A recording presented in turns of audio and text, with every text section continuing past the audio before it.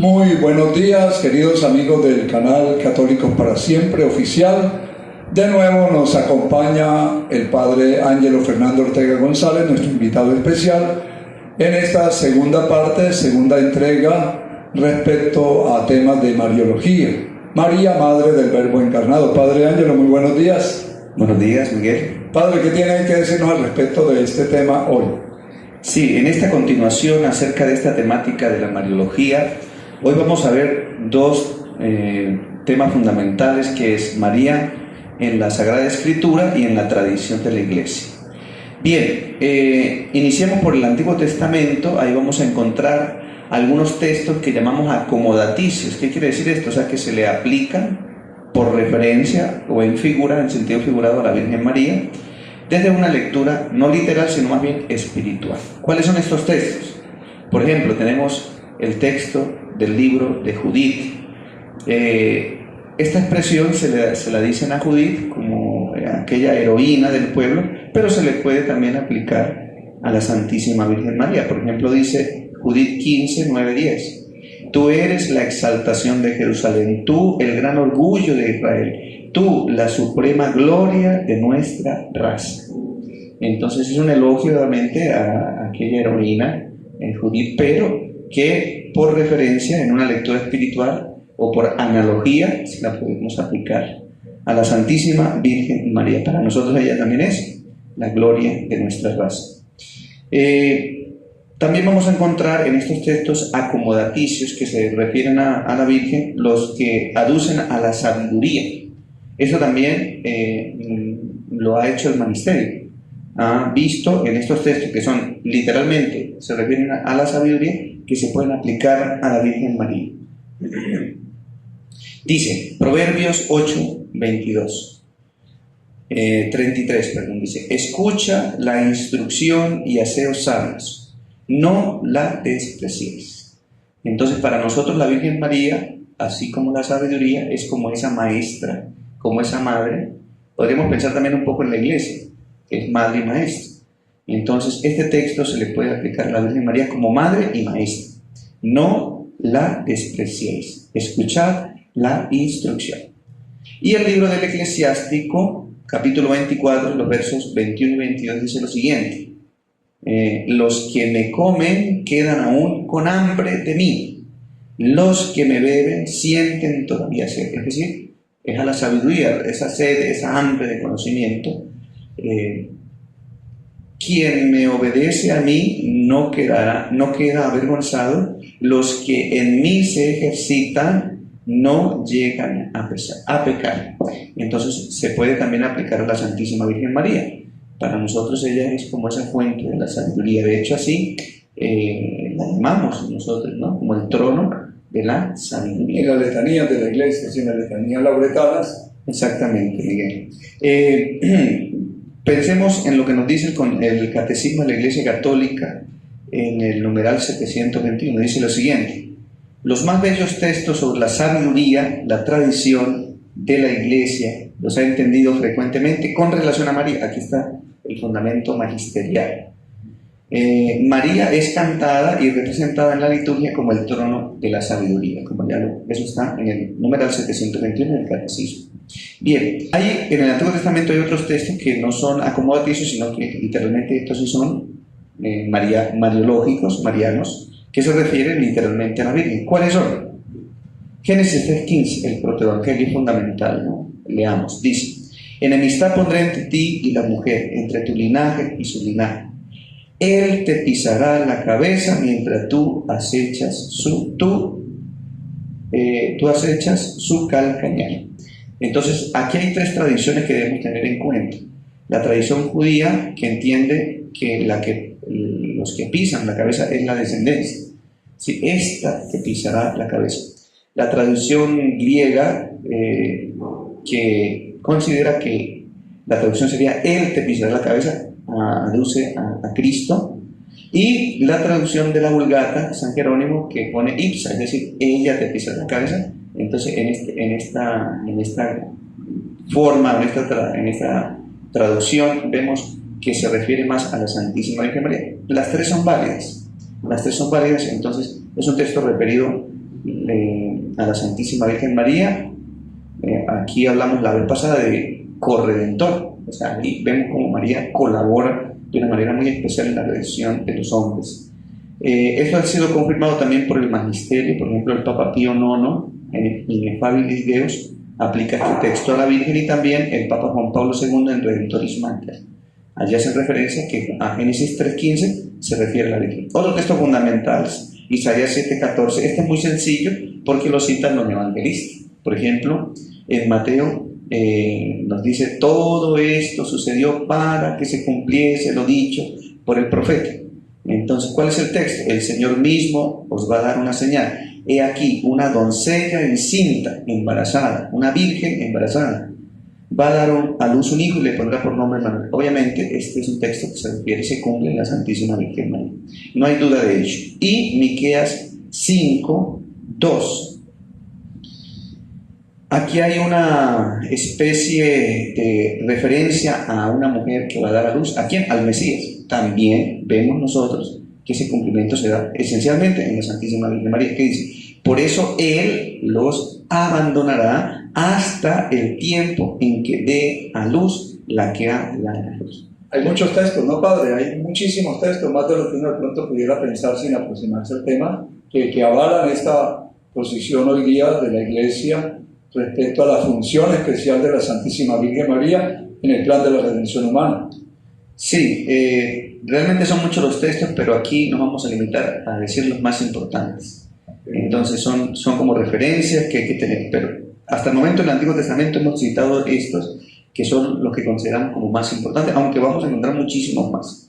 Bien, en el Nuevo Testamento va a ser la misma temática. ¿Cuáles son los más importantes? Son muchas las referencias. Por ejemplo, las bodas de Caná, María allá en el Gólgota, cuando Jesús le encarga a la maternidad de la iglesia. Entonces, pero vamos a citar lo siguiente. Primero, la Anunciación. Obviamente es fundamental porque allí María recibe el saludo del ángel y se le encarga esta misión tan importante, en la cual María libremente acepta esa misión de ser la madre de Dios. Este texto es fundamental, que nos recuerda también el nacimiento virginal y también que nos da fe de que María es realmente la madre de Dios. Ella es la llena de gracia, es decir, todo el favor divino está sobre ella, es la pura y limpia, la toda santa. Y ella libremente acepta este plan. También tenemos otro texto fundamental, que es el de la visitación. También es muy importante porque aquí se nos dan varios elementos fundamentales para la Mariología, como por ejemplo, cuando le dice Santa Isabel, le dice: bendita tú entre las mujeres y bendito el fruto. Entonces reconoce que ella es bendita entre todas, o sea, un ser especial. También la llama la madre de mí, Señor. Entonces vemos aquí el tema de la maternidad divina. También le dice: dichosa tú que has creído, porque todo lo que el Señor te ha dicho se cumplirá. Entonces María obviamente es la mujer de fe que cree y que hace la voluntad de Dios, y por eso María es dichosa, bienaventurada. Y finalmente podemos ver en este texto las mismas palabras de la Virgen, que podríamos decir fundamentan el culto o la veneración a la Santísima Virgen María. La misma Virgen dice: por eso todas las generaciones me llamarán bienaventurada. Entonces son textos fundamentales que hay que tener en cuenta. Y el tercer texto sería Gálatas 4:4. ¿Por qué? Porque ahí se nos habla también de la maternidad divina. Dice: al llegar la plenitud de los tiempos, envió Dios a su Hijo, nacido de mujer, nacido bajo la ley. Este tema fundamental lo vamos a ver ahorita, sobre todo con el tema de la herejía del docetismo, que decía que Jesús el cuerpo no era físico, sino como una ilusión. Entonces, no, la Iglesia siempre ha dicho, y se ha valido también de este texto, para recordar que realmente, sí, Jesús vino del cielo, pero se encarnó, tomó carne en el seno virginal de la Santísima Virgen María. Y dice San Pablo: se asemeja en todos nosotros, todo es igual, menos en el pecado. Entonces su cuerpo es como el nuestro, menos en el pecado. Siempre será la única distinción que habría que hacer. Bien, padre, gracias por ilustrarnos. Esa sería como la fundamentación bíblica al respecto. Pasaríamos ahorita a la fundamentación de la tiene que ser bien. de la ciencia. Primero, hay dos temas fundamentales: la maternidad divina y la virginidad perpetua de la Virgen. De hecho, son los dos primeros dogmas que se aprueban. Hay que decir también lo siguiente: estos dogmas estaban también en función de Jesús. Claro, las herejías eran contra Cristo, ¿sí? ¿No es verdad Dios? ¿O es solo Dios y no hombre? Entonces estas fueron las herejías de los primeros siglos. Entonces se vio la necesidad también de afirmar dogmáticamente verdades sobre María como Madre de Dios y su virginidad perpetua. Bien, San Ignacio de Antioquía, vamos a citar. Él, en una carta dirigida a los tradianos, hace una especie de credo y allí incluye las verdades fundamentales, y él afirma allí que verdaderamente Jesús es el Hijo de María. ¿Por qué esta insistencia? Por el tema de las herejías, sobre todo la herejía del docetismo que ya citamos, que negaba el cuerpo físico de Jesús. Entonces era necesario reafirmar que realmente Jesús también fue Hijo de María. El misterio de la encarnación era importantísimo reafirmarlo. Bien, podemos citar a San Justino. Es un poco más bien de la virginidad perpetua. Bueno, de hecho ellos tocaron muchos temas, pero yo quiero resaltar el tema de la virginidad en San Justino. Por ejemplo, él dice lo siguiente: que el nacimiento de Jesús fue sin comercio carnal. Es como la expresión que él utiliza, ¿no? Obviamente es decir que no fue de modo natural, que no fue una concepción carnal, sino que que Jesús fue concebido con virtud de Dios por una virgen descendiente de Jacob, ¿sí? Entonces defienden la virginidad perpetua en el caso de San Justino. Tenemos a San Ireneo de León, que me parece fundamental lo que dice, porque él nos va a tocar el tema de María como nueva Eva. Este tema de María como nueva Eva está muy en función también del tema de la corredención, que fue el primer tema que tocamos. ¿Qué dice San Ireneo? Dice: en María se recapitula Eva, puede la Virgen María desatar con su obediencia la desobediencia de la Virgen Eva. De este modo, el nudo de la desobediencia de Eva halló solución por la obediencia de María, pues lo que ató la Virgen Eva debido a la incredulidad, la Virgen María lo desató por la fe. Entonces concluimos: por una mujer vino la muerte, en este caso Eva; por una mujer vino la vida, María. Entonces, ¿cómo María participa fundamentalmente y esencialmente en la salvación de los hombres? Por ella viene la vida. Eso respecto al tema patrístico, y también vamos a mirar el tema litúrgico, cómo fue presentando el papel de la Virgen también en el culto, en la liturgia.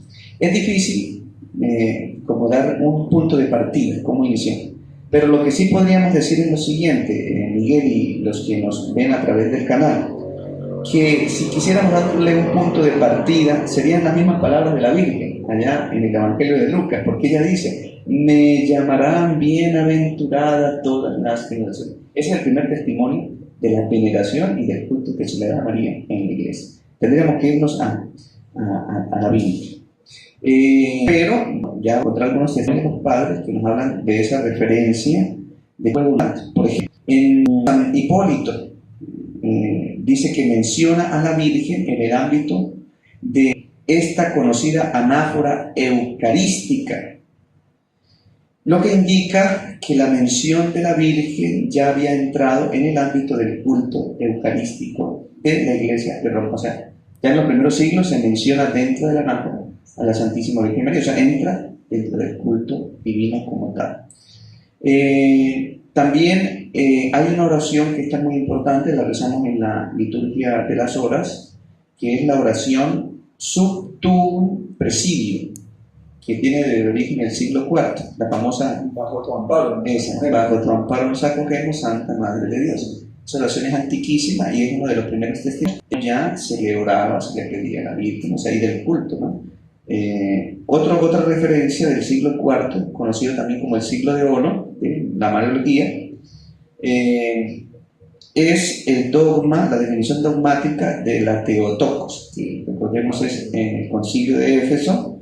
Allí se introduce como tal a la Virgen en el comunicante, de la cosa siempre. Esto se incluye en el siglo IV. Padre, disculpe, eso del autor, o sea, ¿qué significa por qué término para alguno que nos pueda escuchar y esto no asimile bien? Sí, la Theotokos es un término griego que traduce literalmente la madre, pues, como tal la definición dogmática de la iglesia, cuando define la verdad que se debe creer de que sí, que en la iglesia se debe creer que María es la madre del Verbo encarnado. Bien, Padre, gracias.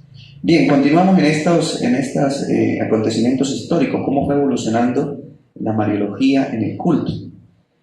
Podríamos citar también, importante, también del siglo IV, que se empieza a celebrar la fiesta de la presentación de Jesús en el templo. Es una fiesta cristológica, pero sabemos que tiene un tinte muy, muy mariano, sobre todo en los días de hoy. Por ejemplo, hoy se le llama la Candelaria. Sí, y la gente venera a la Virgen de la Candelaria, pero sabemos que es una fiesta de Cristo, pero donde María tiene un papel fundamental. El Papa Sixto III, también por el siglo V, introduce la costumbre de celebrar en la reconstruida Basílica de Santa María la Mayor la fiesta de la Vigilia de Navidad, donde allí se empieza a invocar a la Virgen María. Entonces, estos son datos históricos que debemos tener en cuenta.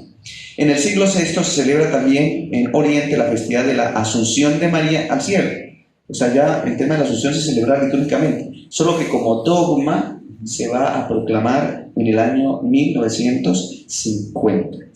Pero ya había una tradición acerca de la Asunción. Ya se creía que María había sido asunta al cielo, exactamente. Muy bien.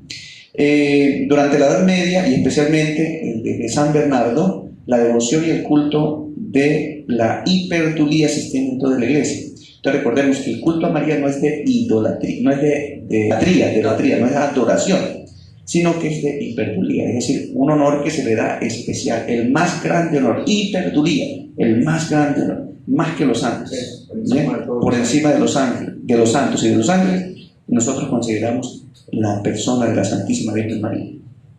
Bien, y finalmente citaría yo el testimonio del Concilio Vaticano II.